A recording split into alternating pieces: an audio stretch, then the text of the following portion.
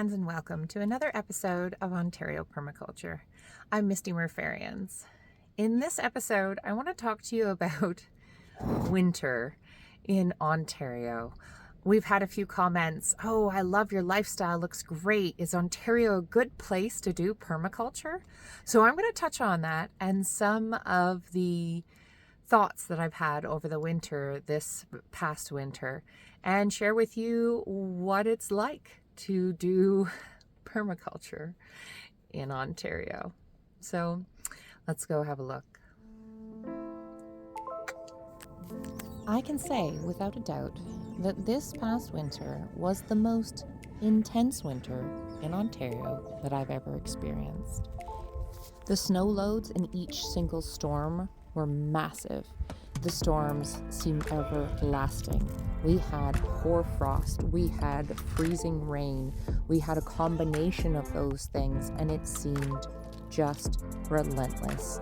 It meant that pretty much every day, gates had to be shoveled out, vehicles have to be shoveled out, pathways have to be shoveled out. I could go out for morning chores, and when I went to go do second chores, 2 hours later, all my paths through the snow were gone. The wind would pick it up and drift it, and it was like you were starting the challenge anew.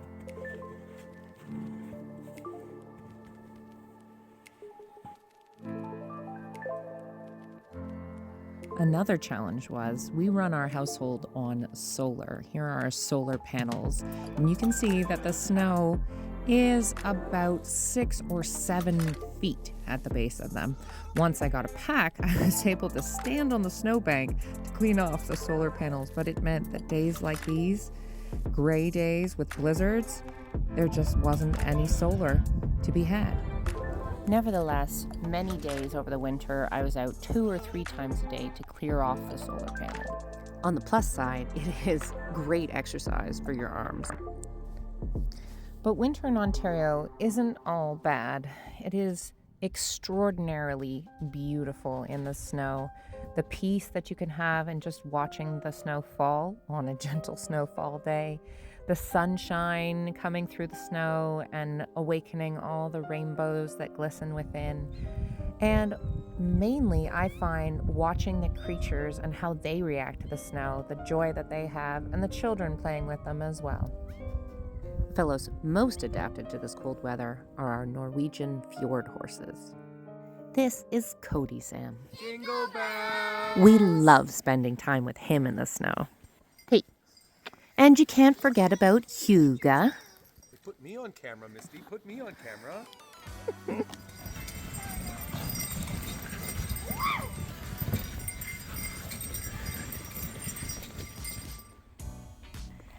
It was days like these ones that got me through this winter. The just pure joy of watching a plump pony absolutely galumphing through the snow. I think it may be what life is for. Caring for livestock in the wintertime can be extremely inconvenient. If you want to snowbird and ignore the weather, it's really hard to find help that can be there as often as you need it, especially when you're off-grid and you don't have water heaters for their water troughs. That means constant maintenance. But what I can say is that having the creatures out in the storm and being part of that weather means that I have to get up every day straight away and get out there myself. And honestly, the weather is a lot worse from the window. Looking at it, you just don't want to. You don't want to put on your clothes. You don't want to get out there. You don't even want to try it, especially when your display is telling you that it's minus 20 or something crazy like that. But once you get out there and you see how stoically the creatures are taking it, and you get busy, shoveling and throwing hay and stuff like that, you warm up, you get into it, and you get to feel the peace and stillness of winter. Hi, everybody. Hello, Mr. Froggy. Hey. Hey, Mama. You want the kisses? You do your diseases. You're nice, Mama. Winter also provides a great opportunity to spend time with creatures, to train them up outside of the busy gardening and pasture season. Another creature I can speak for in their absolute joy of winter are cats. Wild cats or barn cats allowed to be indoors and outdoors. Even given the option of staying indoors on really, really inclement days, they choose to go outside. They choose to have adventures, and they seem to enjoy it quite a lot.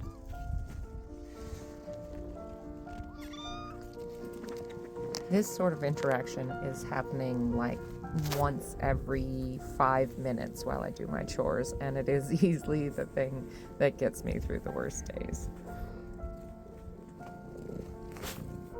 He's a good kisser, that boy. So while doing farming and permaculture in extremely inclement weather in Ontario is challenging, it does have its benefits. The weather, having animals in particular, and having systems that need your assistance keep you integrated and keep you going outside and experiencing the fullness of nature, even when it doesn't look all that rewarding. But it really, really is rewarding.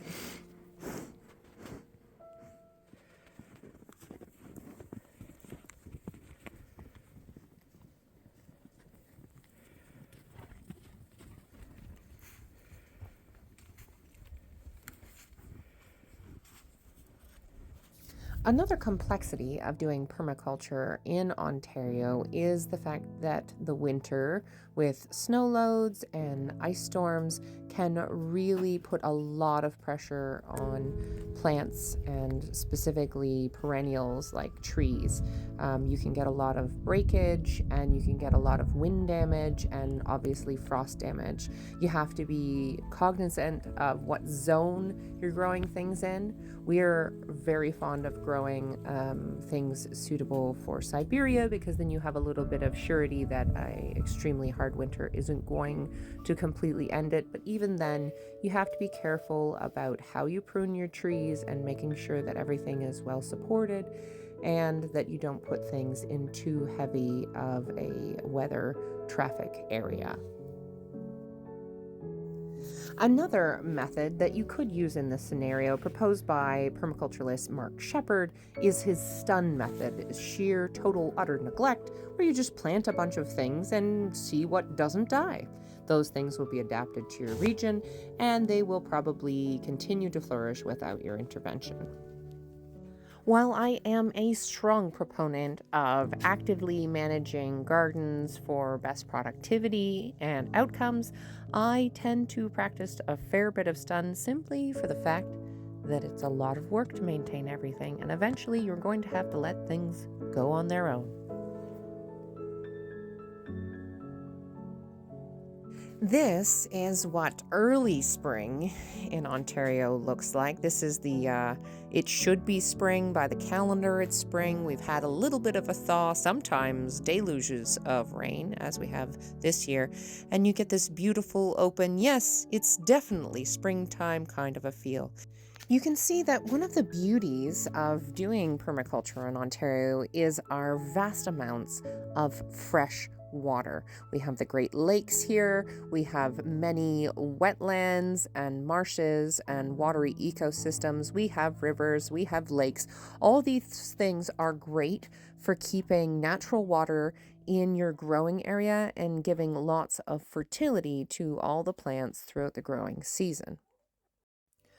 Why do we call this false spring, you might ask? Well, this is the season in which to integrate the lesson, don't get your hopes up and don't count on anything. Here's why. Here is late March, and here is early April. Aww. Yeah, the weather has been really weird for us this year. It's not unusual for us to have, stops and starts in the spring, and Winter has just dragged on and has been an unusual amount of extreme weather events. We've been following other places in the world have had other extreme weather events, and arguably blizzards are way easier to deal with than, say, wildfires or something like that. But it does give me pause to think and reminds me about a lot of the reason why we got into permaculture was because of the concern about climate change and humans' role in it and what responsibilities we have to do something about that and to try and mitigate it.